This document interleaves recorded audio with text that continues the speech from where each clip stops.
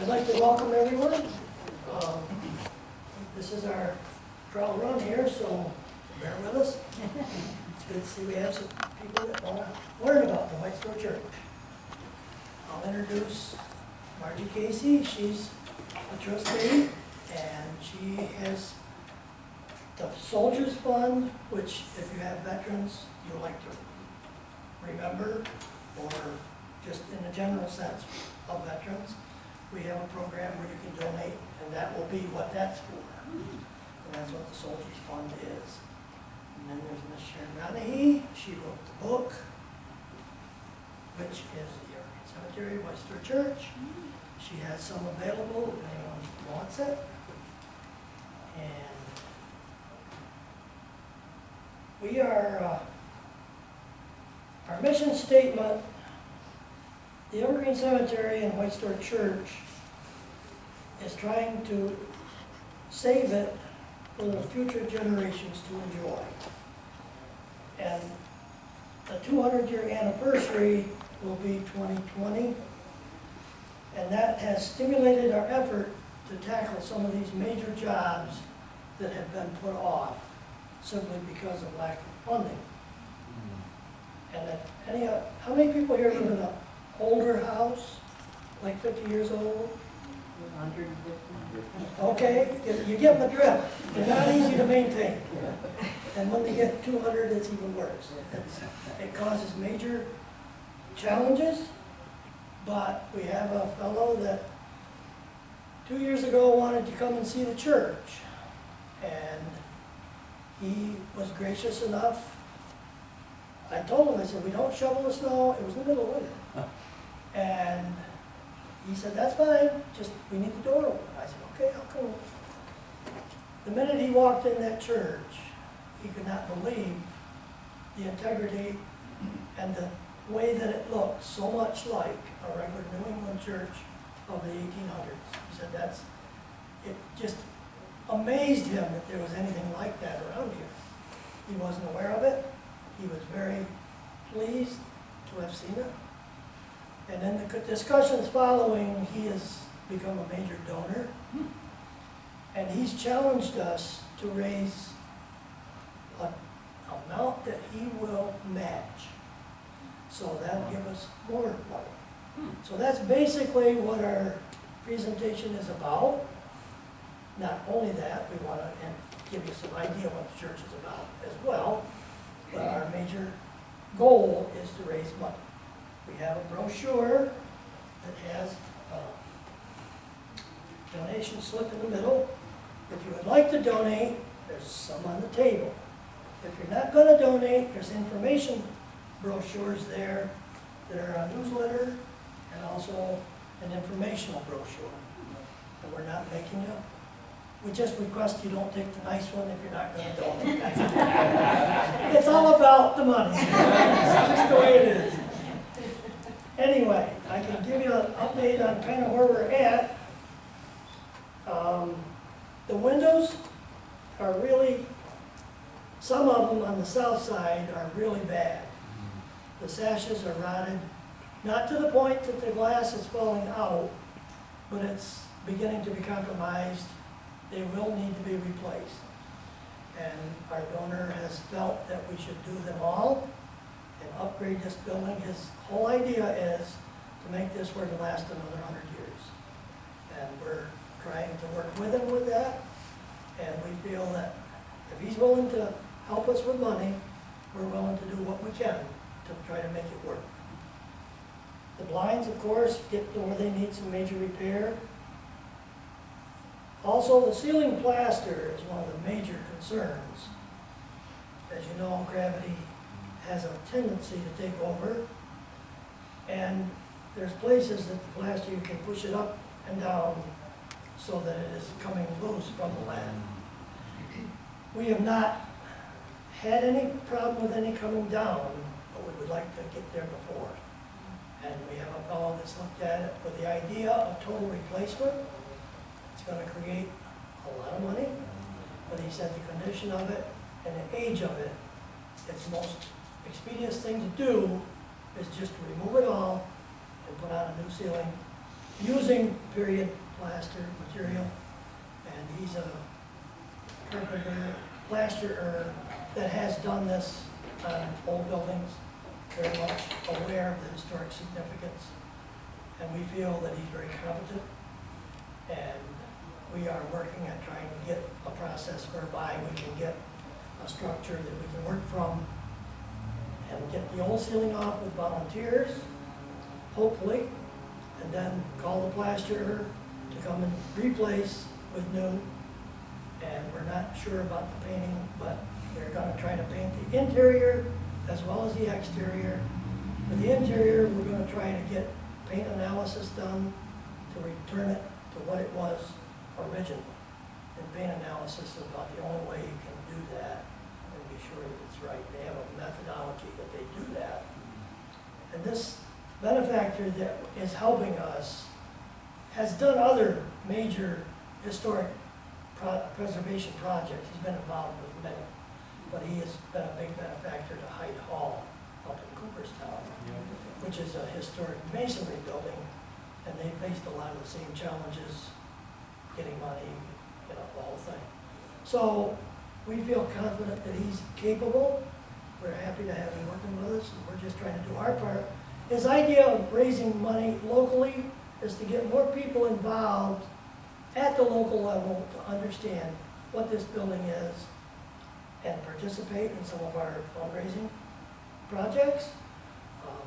At least go over and look at the church. It's really an amazing old building, and it's really a throwback to early New England meeting house structure. And it's one of the few in the area that still maintains the integrity of that. We also have a problem with moisture underneath. Some of the foundation, not the foundation, the sleepers that run under the floor have gotten rotten. And it's from the moisture that's there, and we need to put down a new moisture barrier after the work is completed, which will help prevent some of that moisture from future problems. That's the idea with that.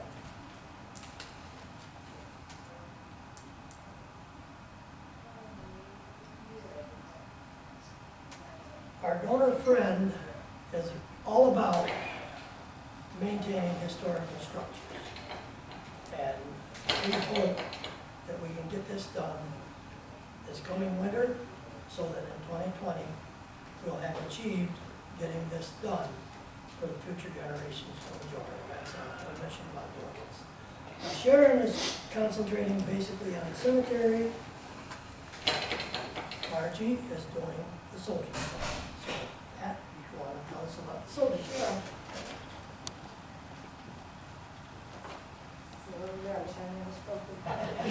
No, we won't fight. So, a couple of years ago, I thought it would be a great thing to have metal flag holders at each soldier's grave. There was a few there, but not a lot. So I started looking into that. I'd start with the Revolutionary War. And it used to be, before Memorial Day, we put flags at all the graves. And we used to stick them just in the dirt next to the stones. And so I just thought it would be nice to start that. So I started that project of Evergreen Soldiers Fund, and I started getting donations in, and a lot of generous people gave to that. There's 20 Revolutionary War soldiers buried at Evergreen. I had to purchase 9 because the other 11 had them. Then as the donations kept coming, I got to purchase 13 Civil War flag holders, 3 War of 1812, 5 World War I, and 20 World War II. So a lot of soldiers buried there. But, so that's where I am now. There's one Korean veteran there, and he has a flag holder. And there's one in Vietnam. And then there's some that weren't in the wars, and they're just going to get Army flag. I've got a couple of those there too now, but I still have to get a couple more of them. And let's see. And next year is our bicentennial. Did you say that? Yep. Yeah, so that's so trying to get it all done before bicentennial, but any donations that come after that will be for flags, because we buy flags every year to put on all the graves, and I know they'd be proud that that was done. Now, Sharon will do a wonderful presentation to tell us about some of these soldiers and stories of those laid to rest and everything she will tell us.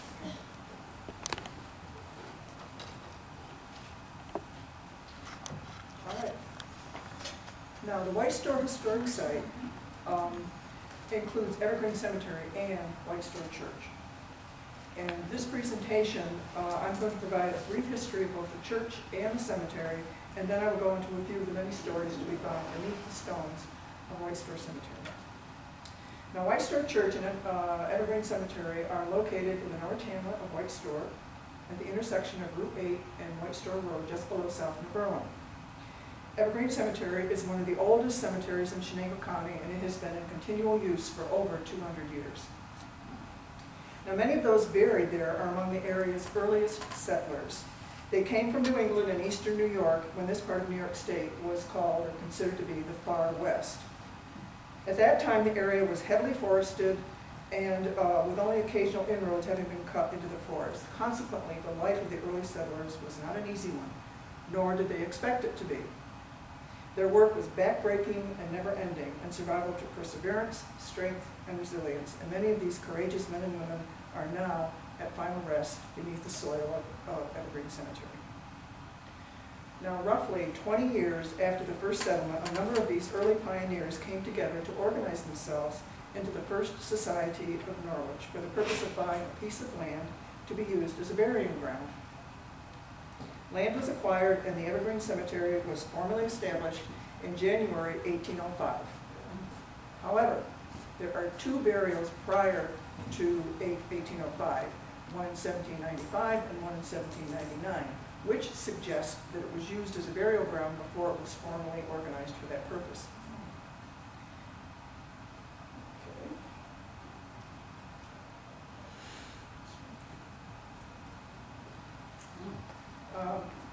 This is the earliest stone, marked burial in the cemetery, and it's Deliverance Eastwood, the wife of Jonas Eastwood. She died in 1795 when she was 83 years old. This means that she was born in 1712, and during her life she would have experienced the entire Revolutionary era, as well as the subsequent creation of these United States. In 1812, members of the Norwich First Society met with representatives of the Baptist, Methodist, and Universalist denominations to discuss building a church on a small knoll that had been previously selected for a burial ground. At the time, there were not enough local Baptists, Methodists, or Universalists for these individual congregations to build churches of their own. Hence, the idea germinated of establishing a cooperative, multi-denominational group for the purpose of building a local Union church. Construction was started in 1818 and the church building was completed in 1820. This is an old photo of the church. The date is unknown, but if you look here, get over here without tripping. See here and over there, those are hitching posts.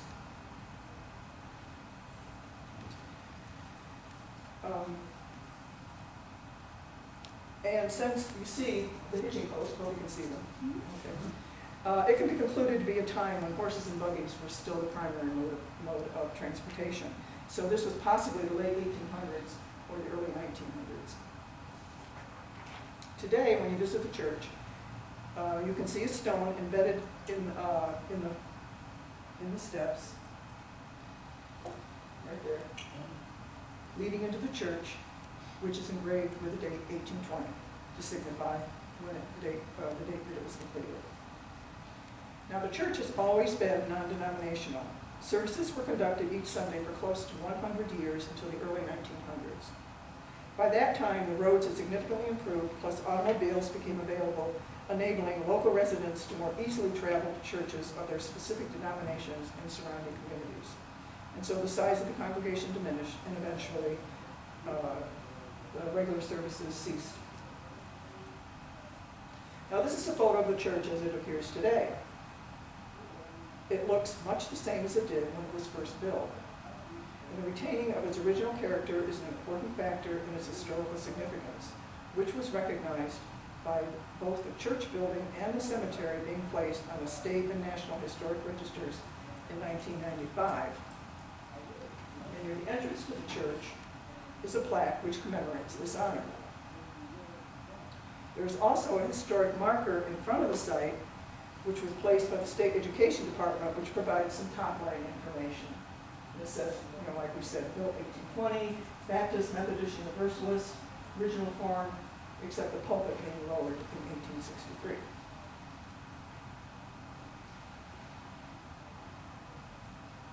Now this is a photo of the church interior from some time ago.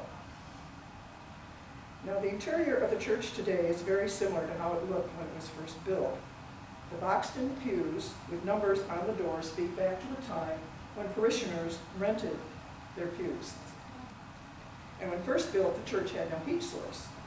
Eventually, a stove was placed in front of the pulpit, and later this was replaced by 2 iron stoves that were located in the back of the church, with the smoke being evacuated by the stovepipes, as you see here, into a chimney in the center of the roof. Now here are a couple of views of the church interior today. Now today, the balcony, photo on the left, that surrounds the interior space is still in place. Now many old churches of this era that still exist did originally have balconies, which have been eliminated as the result of modernization projects. But that is not the case with White Store, which has maintained the integrity of its interior structure. And on the right, this is a view from the entrance down the main aisle towards the pulpit.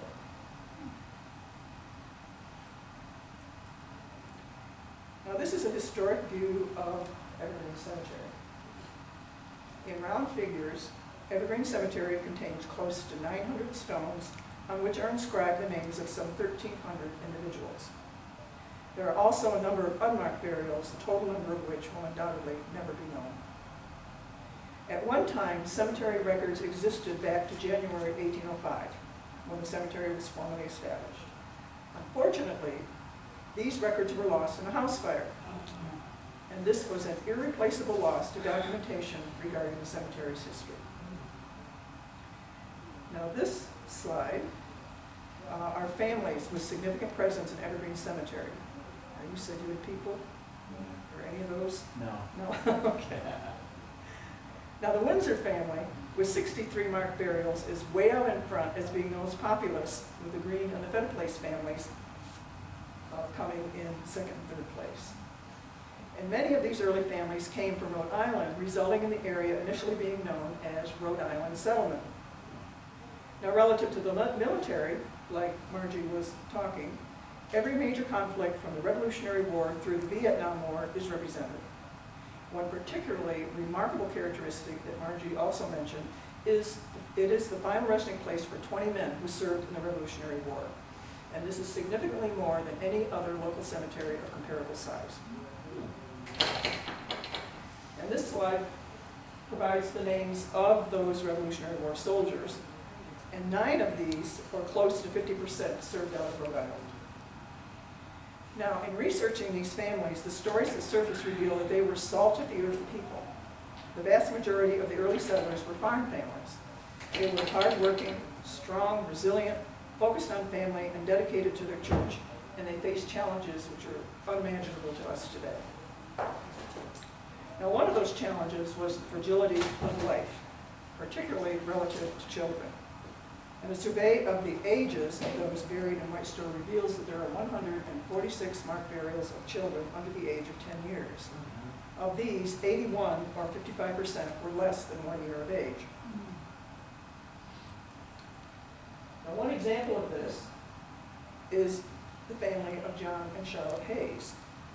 They had 9 children, 7 of whom died young. And this is the mother, Charlotte, and this is a listing of the 7 children. Now 4, ranging in age from 3 weeks to 1 year, died between 1825 and 1830. A 9-year-old daughter died in 1832, and then 2 teenage sons in 1848 died within 12 days of one another. Now, dealing with such loss within a single family is unimaginable by any standard. The 7 children, along with their mother, have stones in White's store and are all gathered together in a little group. However, the father's ultimate fate and burial location are unknown. Now, a second example is from the spring of 1867, when a diphtheria epidemic decimated the family of Lafayette and Helen Windsor. Within a period of 3 weeks, the mother and their 2 sons, Clarence, who was 8, Emmett, who was 2, were all lost to diphtheria. The father, devastated by this tragic loss of his entire family, survived them by only 18 months, and he died in the fall of 1868 at the age of 43. And the 4 members of the family lie together all in a row just behind the south wall of Rochester Church. Now we'll talk about some of the Revolutionary War soldiers. First we have Major Samuel May. His is the earliest marked burial of a Revolutionary War soldier. He died 209 years ago in 1810. Now, a particular point of distinction for Samuel May is that he was among the protesters who participated in the Boston Tea Party in December of 1773. And at the outbreak of the war, he was 36 years old, and he served as an officer out of Rhode Island. Next, we have Caleb Arnold, Jr. Now, he is one soldier whose family epitomizes the revolutionary spirit. No less than 12 members of the family of Caleb's father all served in the Revolution. This included Caleb Arnold Sr., the family patriarch, and 8 of his sons and 3 sons-in-law. Now, Caleb Jr., who was buried in White's store, served out of Rhode Island, and he enlisted in 1775 when he was 18 years of age. He was a fife major, which means that he superintended the regiment fifers, being responsible for their training and discipline. This would support that he was musically talented and played the fife. Now, in the context of the present day, a musician's service perhaps doesn't sound impressive until it's remembered that at the time of the Revolution, armies didn't have radio communication available so they could talk to one another across distances. Instead, music was used for such communication. What was needed were instruments of suitable pitch that could be heard over great distances, including through the noise of the battlefield. And the low-pitched sound of the drums, plus the high, shrill tone of the fife, fit this purpose. During battles, musicians were responsible for helping keep order and making sure the soldiers functioned well as a unit.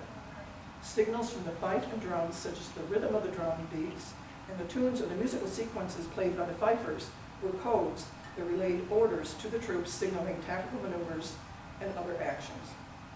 In camp, the fife and drums signaled everything from reveille to taps and played a vital role in maintaining the esprit de corps and morale among soldiers on campaign. So Caleb Arnold Jr., musician and fife major, played a critical role in the cause of the Revolution. Can you tell me what is a fife? I'm not familiar with that. Like a flute? Yeah. Yeah, Okay. it looks like a flute. Next we have John Secor. Now, his story reflects the extreme youth of many who served in the Revolution. He was drafted in 1780, shortly after his 16th birthday. And he would be drafted twice more for a total service of 18 months. But prior to being of an age when he was eligible to be drafted, he frequently volunteered as a militiaman. And this was for short excursions and in response to alarms. In his pension application, he explains this as resulting from the fact that the location where he lived, which is present-day Rockland County, near New York City, was very near the theater of action. Consequently, he and others would frequently be called upon, or as he himself expressed it, pressed into service before the age of 16 as the needs arose. One example occurred in the year 1777, when he would have been just 13 years of age.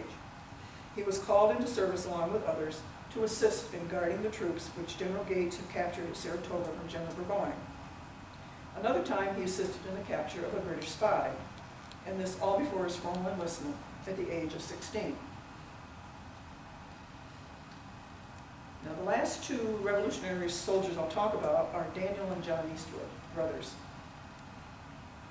Daniel was born in 1752 and John in 1761.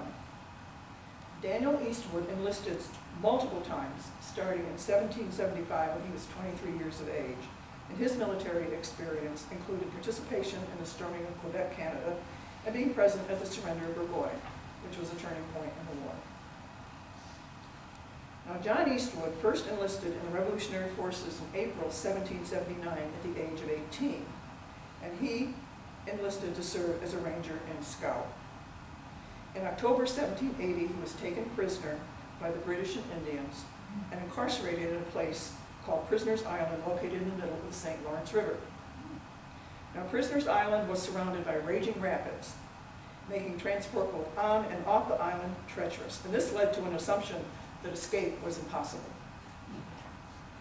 Living conditions were cold, damp, and extremely harsh. Now, John Eastwood would be imprisoned on Prisoner's Island for about 2 years and 10 months.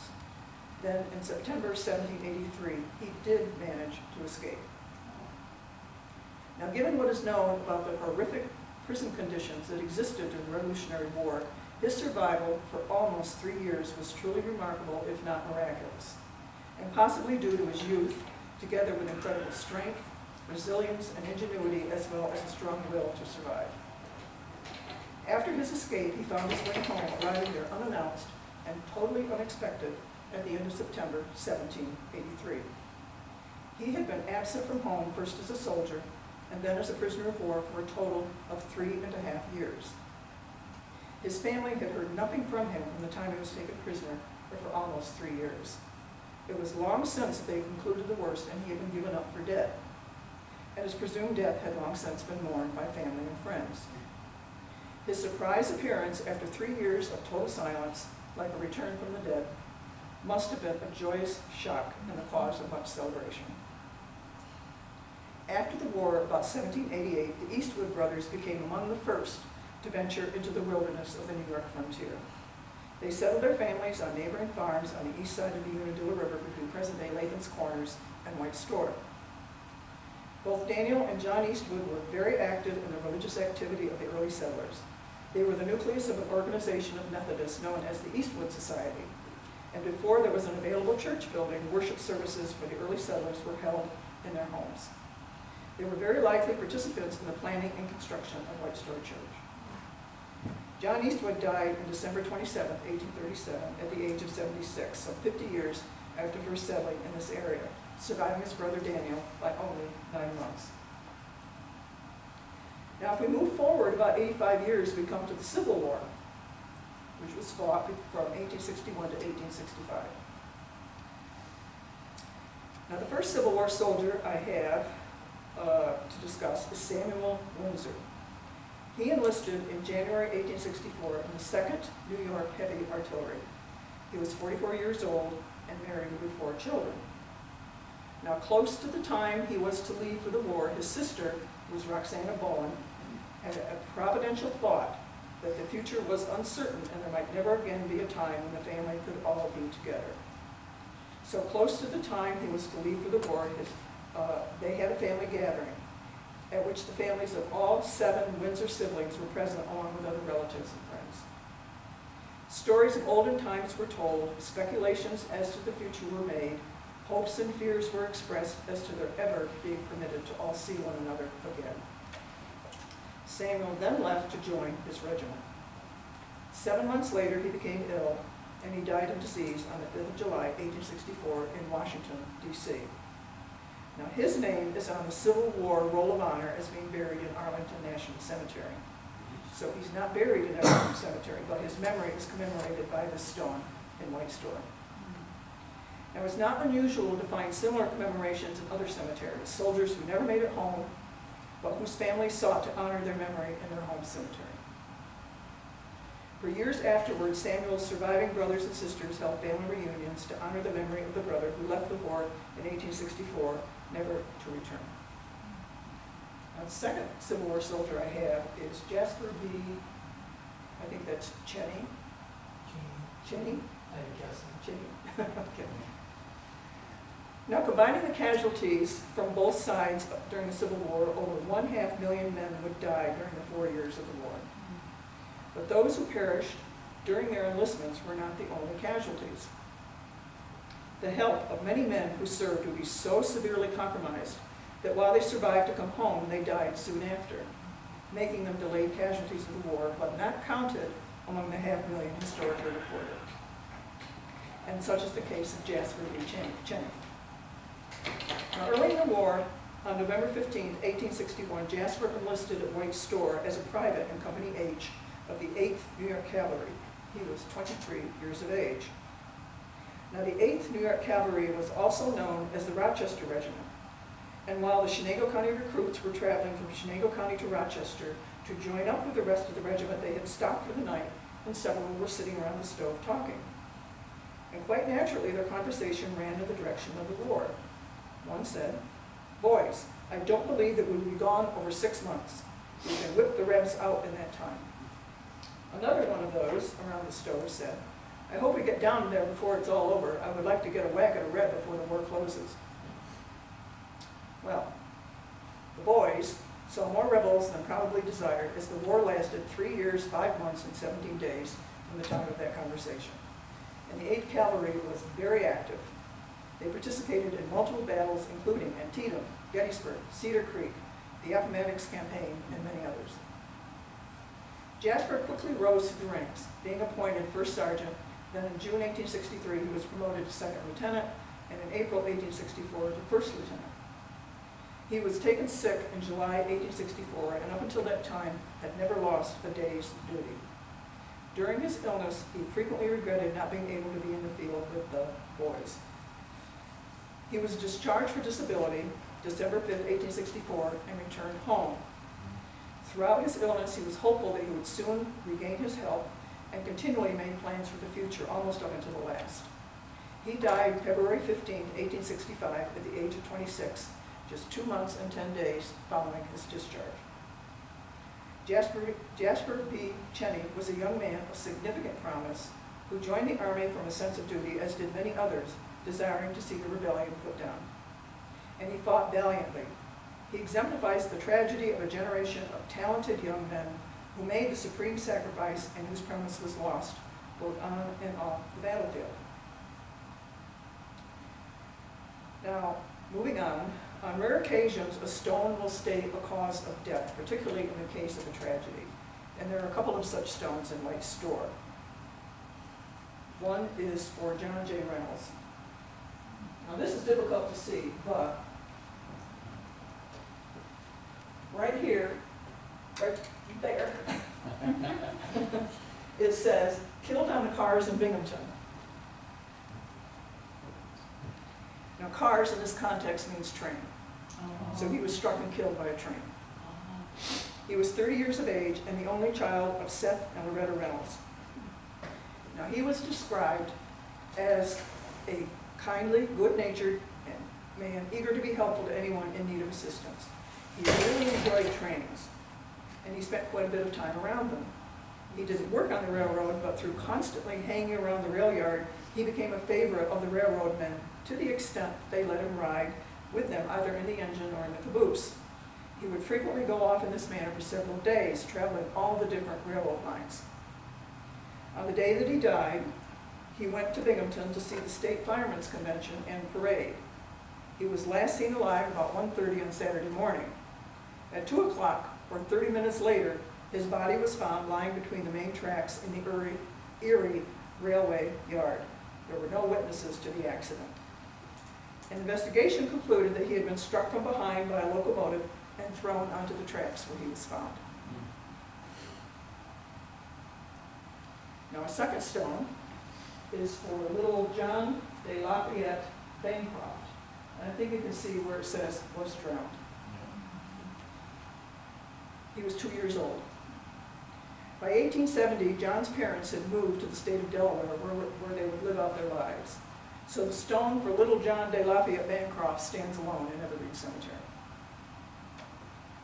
Now, sometimes a tombstone provides a clue about special characteristics of the deceased, and such is the case of the stone for sisters Laura and Rosamond Arnold. the daughters of George and Joanna Arnold. Now, again, difficult to see, but right here it says they were blind. Rosamond was born on Christmas Day, 1795. She was the eldest child, and Melora was born 25 years later in 1820. She was the youngest child in a family of 10 children. Now, available information is that Rosamond was blind from infancy, while Melora may have become blind later in life. Neither sister married, and they lived their entire lives in Butternuts, first in the home of their parents and later in the home of one of their sisters. To have this kind of information on a tombstone is quite unusual. Thus far, I haven't seen anything similar in any of the other cemeteries that I've worked. And their blindness must have been a primary attribute by which they were known in the community. Now, a stone, which was a mystery when I first came across it, here again, difficult to read. It's in the Battle family plot, and it reads Mother, with no further identification. It does give a death date and the fact that she was 85 years old. So who was Mother? Now, available evidence supports that this stone commemorates Amy Payne Ballou, the third wife of Sylvanus Ballou. Now, this is based on the stone's location in the Ballou plot, next to stones for her son, Andrew, and her husband, Sylvanus. Also, the date and the age stated essentially agree with her death record and her death notice. Now, they had a son named Daniel Ballou, who was born in 1838, and he grew up in White Store, and he is an example of an accomplished descendant of the early pioneers. He was intelligent and hardworking, and he diligently pursued an education under difficult circumstances, working his way through school. He would become a highly regarded Universalist minister. As such, it's not unreasonable to presume that he occupied the pulpit of the White Store Church on one or more occasions. Now, one time, he received an invitation to be a guest speaker in the Universalist Church in Indianapolis, Indiana. He accepted this invitation, traveled to Indiana, and for one Sunday, occupied the pulpit of the church to which he had been invited. Then, on the trip home, he was standing on the platform of a railroad station waiting for the train when a violent windstorm, quite probably a tornado, swept down on the city, destroying the railroad station. Reverend Ballou was buried in the ruins of the station, and it was first thought that he had been killed, but he was pulled from the wreckage, still alive, and skilled medical attention and careful nursing saved his life. As a result of his own difficulties in securing a good education, he was very involved in the support and encouragement of educational institutions. And this dedication would eventually see him honored with election to the Board of Trustees of St. Lawrence University, from which he had received in April 1861 the first diploma ever conferred by a Universalist theological school in America. Now, this is the stone for Mr. William Gunn, and it's one of the most impressive in Evergreen Cemetery. The photo does not really do it justice. Now, from just looking at the stone, it's possible to conclude a few things about Mr. Gunn. First, the stone is the largest. It's between 4 and 5 feet tall, and the most ornate of the very early stones. This supports that Mr. Gunn was very successful, quite prosperous, and an important member of the community. And that there is symbolism present on the stone, which you may notice, that indicates that he was a member of the Masons. Now, William Gunn was born about 1775 in Massachusetts. Unlike the majority of the early settlers who were farmers, he was a textile worker. In about 1810, he settled in what would become Rockwell's Mills, and shortly thereafter built the first carding and cloth dressing establishment in the county. Now, Gunn's building stood on the site of today's Old Mill Restaurant and burned in an early day. He then formed a partnership with Joseph Richmond, and they rebuilt a sizable building on the same site, 3 stories high over a basement used as a machine shop. There they engaged in the manufacture of cotton and woolen cloth for about 15 years, and this building was also burned in 1831. And William Gunn died in 1830, 20 years after settling in the area.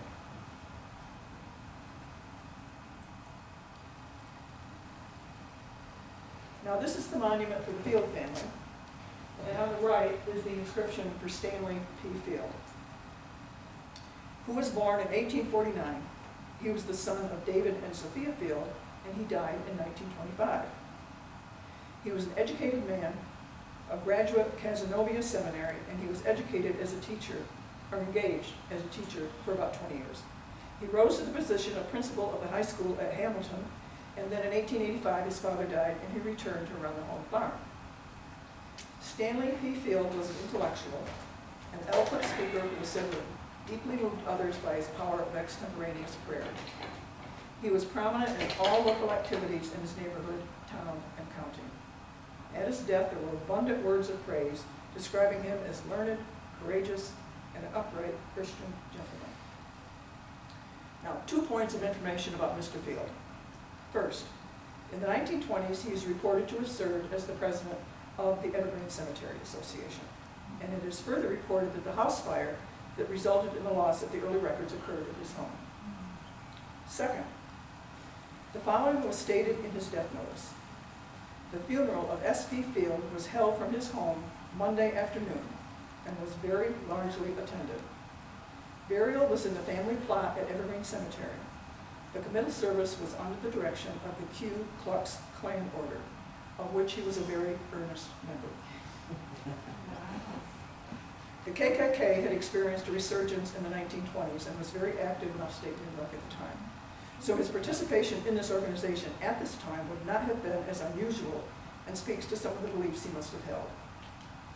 Now, a similar notice for a Ku Klux Klan member who was buried this time in Mount Hope in Norwich at about the same time says, the KKK members were dressed in white and wore the usual Klan regalia, end quote. It's reasonable to expect that this describes Mr. Field's burial service. So this is a slide of a KKK burial service. And it very possibly brings forward the interesting vision of white-cloaked and hooded KKK members escorting the casket of Stanley Field through Evergreen Cemetery to ceremoniously deliver him to his final resting place. Okay, the last story I have is about this gentleman whose name was King Cook. Now, burial of King Cook is unmarked, and the source of information that he is buried in White Store is his obituary. The Cook family is well represented in Evergreen Cemetery. Now, King Cook was born in 1815 in Norwich, and he was the son of John Cook and Barbary King, hence the name King Cook. He was a farmer and described as being a highly respected member of the community and extremely honest. So I don't cough through it.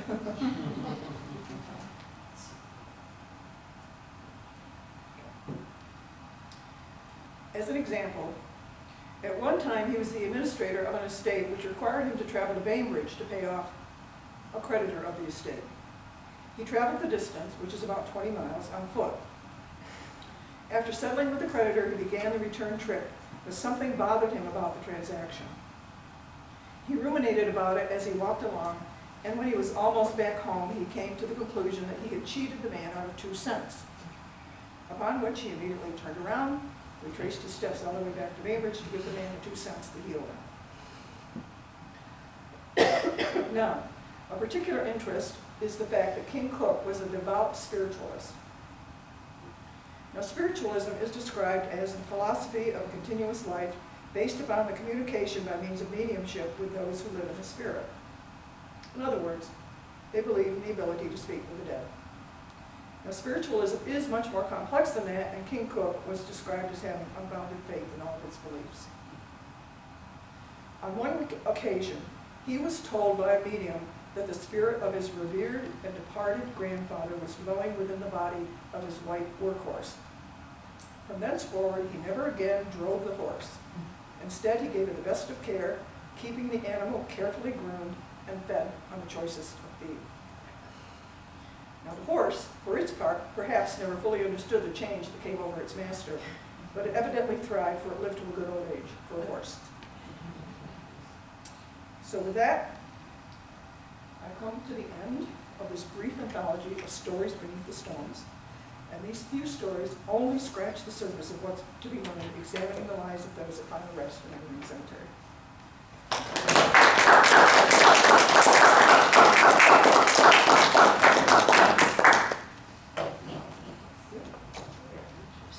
Well, I hope you enjoyed our presentation, and we'd be glad to help you with anything. If you got questions, we'll try to answer them. If I can't answer them, I'll make them up.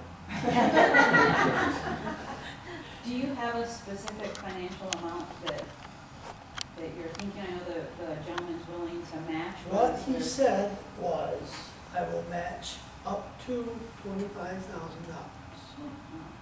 And I have a feeling that he will match more if we can raise more. I think the way he spoke, that it was a challenge, and I think we might be able to get some more if we work at it hard enough.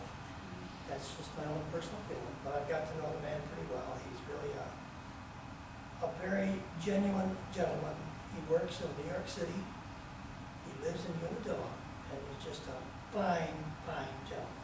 And has the highest of morals and just a nice guy. And I'm impressed by him, and I think everybody would be if they met him. Just a super nice guy. Two questions. One seemingly insignificant, but when I looked at the picture of White Stewart Church, it has a red door. Has that always been the case, or in the oldest picture, was it something else? I can't remember, because it was black and white. This may be able to be determined by our paint analysis person when they do that. It's an expensive process, but he feels that it would be worth doing to try to find out what the original. So he doesn't really know either. Nobody Nobody knows knows. for sure. The second question has to do with family cemeteries, because there are so many of them that are on a little plot, a little hillside or Correct. whatever. I know there was one in Amblerville that sits back in the woods, seemingly uncared for now. Were there numerous other cemeteries around the area outside of the cemetery here that had popularity, or were these simply family things that they didn't want to be part of Evergreen? I think that family cemeteries were done out of cost enhancement. In other words, if they had a family plot, it didn't cost for the plot. Right. Some cemeteries that had an association, there'd be a charge. Some people preferred to be in a family plot if they had one. My family has a plot in Brookfield, and there hadn't been a burial there in 100 years. And my sister, when she passed, and her husband desired to be there, so they are both interred in a family cemetery. It doesn't get a lot of care, but the town is obligated by state law, but that doesn't mean it always gets done. But I know those I can. We look at a third question, if I might. In Rockwell's Mills, we talked about the mills, and I know that they manufactured uniforms for the Civil War.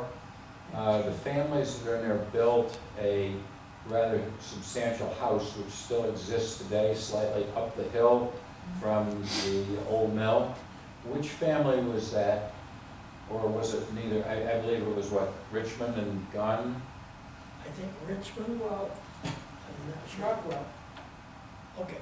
So it's the Rockwell Rockwell, house that's up there? Yeah. Rockwell. So they were not part of that, of the mill? They were, but William Gunn, the building burned down, William Gunn died, so it went on the Rockwell family.